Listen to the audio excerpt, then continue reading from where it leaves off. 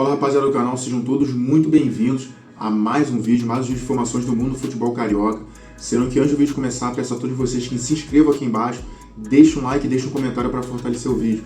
Olá rapaziada, um bom vídeo a todos. Fala rapaziada do canal, vamos começar as informações do Fluminense, que demitiu o técnico Luiz Umbeldia nessa quinta-feira, depois do empate entre 0-0 contra o Independente Rivadavia pela Libertadores. Além do Umbeldia também deixar o clube, os auxiliares técnicos também deixaram o clube além do preparador físico. Por enquanto, o auxiliar técnico permanecerá o Marcão, vai comandar o time até que o Fluminense escolha um novo treinador. A demissão aconteceu depois de uma sequência muito ruim. O Fluminense foi eliminado pelo Vasco na Copa do Brasil, empatou com o Botafogo pelo Brasileirão e depois ficou no 0-0 com o Independente Rivadavia pela Libertadores. Com esse resultado, o time chegou a 8 jogos seguidos sem vencer. O Umbeldia já vinha sendo muito pressionado desde a eliminação para o Vasco. Além dos resultados, o futebol apresentado pelo Fluminense também preocupa bastante a diretoria e a torcida. O time teve dificuldades até mesmo na fase de grupos da Libertadores. O Fluminense terminou em segundo lugar no grupo e só conseguiu a classificação na última rodada, depois de uma combinação de resultados. A expectativa era que o time melhorasse nos jogos do mata-mata, mas isso não aconteceu. Contra o Independente Rivadavia, o Fluminense novamente teve uma atuação ruim e não conseguiu marcar. Agora o time terá que decidir a classificação na Argentina e a diretoria entendeu que era a hora de mudar o comandante. No Campeonato Brasileiro, a situação também piorou. O Fluminense começou muito bem a competição e chegou a brigar pela liderança. Mas o time perdeu força nas últimas rodadas e atualmente está a 13 pontos atrás do Palmeiras. O Umbeldia comandou o Fluminense em 61 jogos. Foram 31 vitórias, 18 empates e 13 derrotas. Seu melhor resultado foi o 4º lugar no Campeonato Brasileiro de 2025. Por outro lado, o treinador também teve problemas em jogos importantes. O Fluminense foi eliminado 2 vezes pelo Vasco na Copa do Brasil e também perdeu a final do Campeonato Carioca para o Flamengo. Agora Marcão assume o comando de forma provisória, enquanto a diretoria procura um novo treinador para tentar recuperar o Fluminense na sequência da temporada. Agora vamos partir falar do Botafogo, que terá uma decisão importante pela Copa Sul-Americana nessa quinta-feira, contra o Ciançan, do Peru. A partida está disputada em Cusco, a mais de 3.000 metros de altitude. Por causa disso, o Botafogo decidiu viajar para a cidade apenas algumas horas antes do jogo. Antes, a equipe ficará em Lima. Nessa partida, o técnico Franklin terá o Guinho de volta, depois de o jogador cumprir suspensão no Campeonato Brasileiro. A tendência é que ele seja titular no meio-campo, ao lado de Medina, Danilo e Montoro. Nos últimos treinamentos, Franklin testou um meio-campo mais cheio para enfrentar dificuldades da altitude. No gol, o Alisson deve continuar como titular. Desde que assumiu a posição, o goleiro sofreu apenas um gol. Outra novidade é Júnior Santos, que voltou de lesão e foi relacionado para a partida. O único reforço que ficou de fora da lista foi Paulinho, lateral esquerdo que não foi inscrito na competição. A partida contra o Ciançano começa às 9h30 no estádio Garcilaso. O jogo de volta será no dia 20 de agosto, no estádio Newton Santos.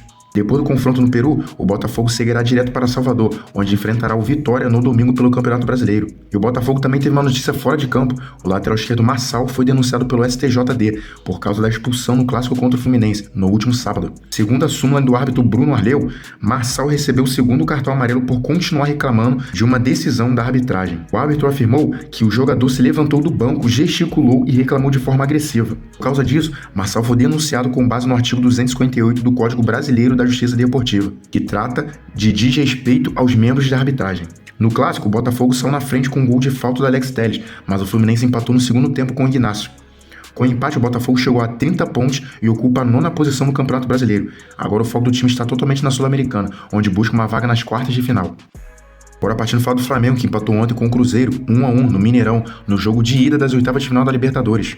O resultado não é ruim, principalmente porque o jogo foi fora de casa, mas o Flamengo ficou com a sensação de que poderia ter conseguido uma vitória. O técnico Leonardo Jardim começou a partida sem Pedro e Paquetá. Bruno Henrique e Plata foram titulares. A ideia era usar a velocidade dos dois jogadores para pressionar o Cruzeiro e aproveitar os espaços deixados pela defesa adversária. No começo, a estratégia funcionou em alguns momentos. O Flamengo conseguiu competir bem e dificultou a saída de bola do Cruzeiro.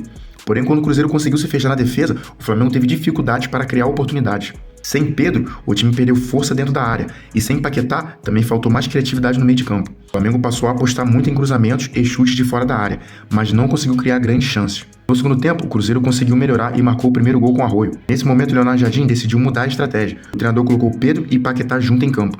E a mudança deu resultado rapidamente. Apenas 1 minuto depois, o Flamengo conseguiu um empate. Depois do gol, o time melhorou bastante. O Flamengo ficou mais rápido, passou a controlar melhor a partida e criou chances para virar o jogo. O goleiro do Cruzeiro, Otávio, também fez boas defesas e evitou a vitória rubro-negra. Com o passar dos minutos, o Flamengo diminuiu o ritmo e pareceu aceitar o empate. Apesar de ter condições de vencer, o resultado fora de casa pode ser considerado positivo. Agora a decisão será no Maracanã, na próxima semana. O Flamengo precisa apenas de uma vitória por qualquer placar para avançar às quartas de final. Agora vamos encerrar falando do Vasco, que anunciou nessa quarta-feira a contratação do volante Santiago Sousa, que estava no Racing da Argentina. O jogador assinou um contrato com o Vasco até dezembro de 2029. Sousa chegou ao Rio de Janeiro no final de semana para fazer os exames médicos. Depois de ser aprovado, assinou o contrato e já começou a treinar com o técnico Pedro Emanuel. O novo reforço se mostrou muito feliz com a chegada ao clube e disse que está ansioso para conhecer a torcida e jogar no estádio. O jogador não foi inscrito a tempo e por isso não poderá enfrentar o Olímpia nessa quinta-feira. Agora falando da venda do SAF, que também avançou. Enquanto o Vasco reforça o elenco, o Vasco também teve uma novidade importante fora de campo. O clube deu mais um passo para tentar vender 90% do SAF para o empresário Marco Lamachia. Nessa quarta-feira, o advogado Atos, que acompanha e fiscaliza a gestão do Vasco, por determinação da Justiça, deu parecer positivo para a negociação. Atos teve acesso a informações financeiras e documentos do SAF para analisar o processo e acompanhar a gestão do clube. O parecer positivo é importante porque foi a primeira manifestação externa favorável à negociação do SAF, mas a venda ainda não está aprovada.